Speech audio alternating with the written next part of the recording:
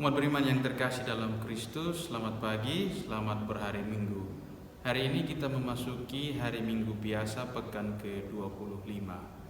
Bacaan Injil hari ini diambil dari Matius 20 ayat 1 sampai 16. Umat beriman yang terkasih, rancanganku bukanlah rancanganmu. Rancangan Tuhan bukanlah rancangan manusia. Kehendak Tuhan bukanlah kehendak manusia. Seringkali kita terjebak dalam dua hal ini. Kita awalnya tahu bahwa rancangan Tuhan bukanlah rancangan kita, tetapi dalam menjalani hidup ini kita malah merasa rancanganku harus segera menjadi rancangan Tuhan. Kehendakku harus segera menjadi kehendak Tuhan. Misalnya, ada orang yang berdoa, "Ya Tuhan, berikanlah saya istri yang cantik." Lalu dalam perjalanan waktu Tuhan memberikan istri yang cantik dan orang ini bahagia. Tidak puas dengan itu, ia meminta lagi kepada Tuhan, "Tuhan, berikanlah saya rumah yang bagus." Setelah Tuhan memberikan pekerjaan yang baik, ia sukses dan bisa membangun rumah yang bagus, ia bersyukur akan hal itu. Lalu ia datang lagi kepada Tuhan dan berdoa, "Tuhan, berikanlah saya harta yang banyak." Dan akhirnya ia pun menjadi orang yang kaya. Tetapi suatu saat orang ini jatuh sakit yang sangat parah. Dan ia datang lagi kepada Tuhan, ia berdoa demikian, "Tuhan, sembuhkanlah aku." Tetapi tidak ada perubahan. Ia berdoa lagi kepada Tuhan, "Tuhan, kali ini saja tolong sembuhkan penyakit saya.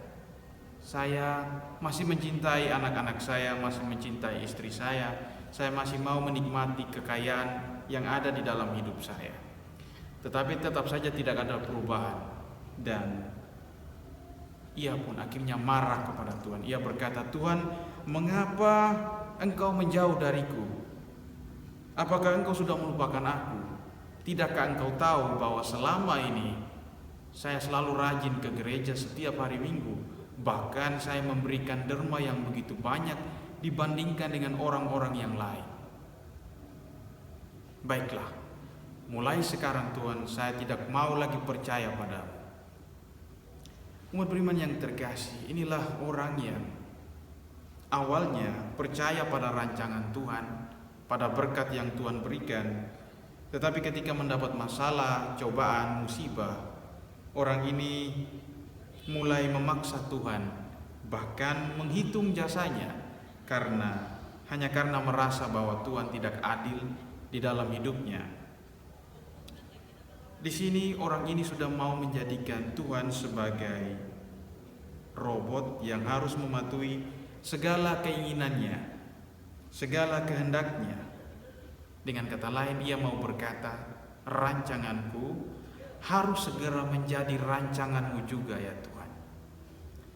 Umat beriman yang terkasih, dalam bacaan pertama pada hari ini, dalam Yesaya 55 ayat 6 sampai 9, Yesaya ingin agar setiap orang mencari Tuhan selama ia berkenan ditemui. Berserulah kepadanya karena ia dekat. Rancangan Tuhan bukanlah rancangan kita. Saya ingin berfokus pada berserulah kepadanya karena ia dekat. Apakah Tuhan sering hadir dalam hidup kita? Apakah Tuhan dekat di dalam hidup kita? Jawabannya ya, Tuhan dekat di dalam hidup kita. Ia tidak jauh dari hidup kita. Ia ada di sekitar kita. Dari mana kita mengetahui semuanya itu? Sederhana saja, dari setiap orang yang kita jumpai. Ketika kita menegur mereka, mereka pun membalas teguran kita dengan baik. Ketika kita senyum terhadap mereka, mereka pun membalas kita dengan senyuman. Dan contoh yang paling konkret ialah ketika kita berada di dalam keluarga kita. Ketika suami melayani istri, ketika istri melayani suami, dan ketika orang tua melayani anak-anak. Inilah contoh yang konkret bagaimana Tuhan mengasihi kita, dan hadir di dalam hidup kita. Bahkan dalam Injil hari ini, dalam Matius 20 ayat 1 sampai 16 dikatakan bahwa Tuhan atau kerajaan Allah itu seperti tuan rumah yang pagi-pagi benar keluar mencari pekerja untuk kebun anggurnya. Situasi yang ada di dalam Injil hari ini ialah pada ayat ketiga, orang yang menganggur di pasar. Pada saat itu, pada zaman Yesus, ada begitu banyak orang yang bekerja di pasar. Ada yang menjual hewan, ada yang menjadi tukang kayu. Tetapi mereka ini adalah hamba-hamba yang tidak mendapat pekerjaan, sehingga mereka menghabiskan waktunya di pasar dengan hanya duduk bersantai-santai menganggur, karena tidak ada yang memakai jasa mereka. Maka jika ada seseorang yang menawari mereka pekerjaan, itu adalah sebuah berkat bagi mereka. Dan dalam Injil hari ini, si tuan kebun anggur ini layaknya dewa penyelamat bagi mereka, karena mereka diberi pekerjaan dan mendapatkan upah sedinar sehari. Inilah yang dilakukan oleh tuan kebun anggur. Ia berjumpa dengan orang-orang pada pagi-pagi, mungkin jam 6 pagi, pada jam 9 pagi, pada jam 12 siang, pada jam 3 sore, dan pada jam 5 sore. Lalu pada malam harinya ia memberikan upah. Tetapi apa yang terjadi ketika Tuhan memberikan upah adil sedinar sehari kepada mereka? Datanglah mereka yang sudah bekerja sejak pagi hari. Mereka berkata, "Tuhan, mereka yang masuk paling terakhir ini hanya bekerja 1 jam, dan Engkau menyamakan mereka dengan kami yang sehari suntuk bekerja berat." Dari sisi manusiawi, tuntutan atau keluhan dari pekerja kebun anggur ini sangatlah masuk akal. Tetapi dia lupa akan aturannya. Kalau ini terjadi di zaman ini, pasti sangat berbeda. Akan ada demo besar-besaran karena adanya ketidakadilan. Orang yang bekerja dari pagi hingga sore dan orang yang hanya bekerja 1 jam di sore hari masa diberikan upah yang sama. Tentu ini tidak adil. Tetapi mari kita melihat lebih dalam dari apa yang dikatakan oleh mereka. Sebenarnya di sini orang-orang yang bekerja lebih awal, mereka bukan menuntut keadilan, tetapi mereka ingin dianggap spesial, ingin dianggap lebih dari yang lain.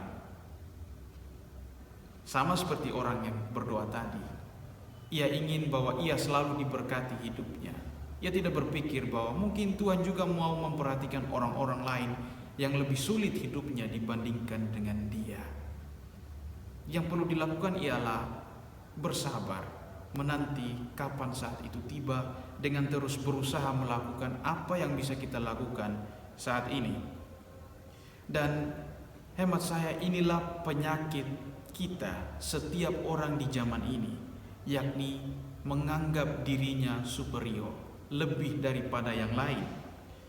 Menganggap bahwa saya adalah orang yang dahulu, saya lebih layak daripadamu, saya lebih penting daripadamu, saya lebih pantas daripadamu, saya lebih layak diperlakukan istimewa daripada kalian yang baru saja bergabung dengan kami. Orang yang seperti ini ialah orang yang merasa keberadaan mereka seperti orang-orang di kebun tadi, merasa bahwa keberadaan mereka karena kemampuan mereka sendiri. Tetapi yang masuk belakangan, apalagi yang masuk jam 5 sore, mereka sadar akan anugerah Tuhan. Mereka tahu bahwa keberadaan mereka di kebun anggur hanyalah semata-mata karena belas kasihan Tuhan. Itulah sebabnya mereka tidak pernah merasa diri layak, apalagi merasa diri berjasa. Sebaliknya, dengan yang pertama, mereka sangat mudah merasa berjasa dan sangat gampang meremehkan orang lain. Karena mereka merasa merekalah yang paling pantas untuk menerima sesuatu dari Tuhan tersebut. Umat beriman yang terkasih, ingatlah, ketika kita merasa diri kita superior, lebih dari yang lain, lebih pantas, lebih baik, di sana tidak akan ada lagi kerendahan hati. Karena orang yang rendah hati adalah orang yang kerohaniannya baik. Sama seperti Yesus. Yesus sering dihina, sering disiksa, tetapi ia tetap rendah hati. Bahkan ketika ia disalib, ia masih berdoa kepada Bapanya, "Ya Tuhan, ampunilah mereka, karena mereka tidak tahu apa yang mereka perbuat."